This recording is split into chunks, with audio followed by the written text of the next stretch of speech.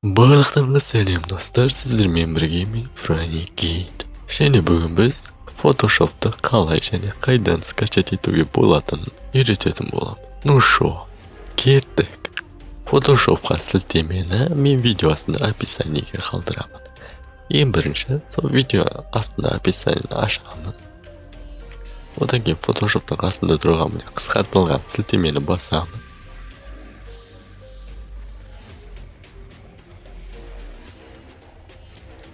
Және де осында разрешить деген уведомление шығады. Разрешить кнопкасын басамыз. Содан кейін барып біз сілтемеге кіреміз. Мына жерде бізде әрине екі сілтеме бар. Біреуі Яндекс Дисктен, екіншісі торрент арқылы жасау. Қайсысын қалайсыз? Соны басасыз. Екеуі де бір версия және бір программа. Тек екі файлымен екте. Мен уже скачать етіп және установить етіп қойғандықтан бұның ешқайсысын баспаймын. Установка жасау өте оңай.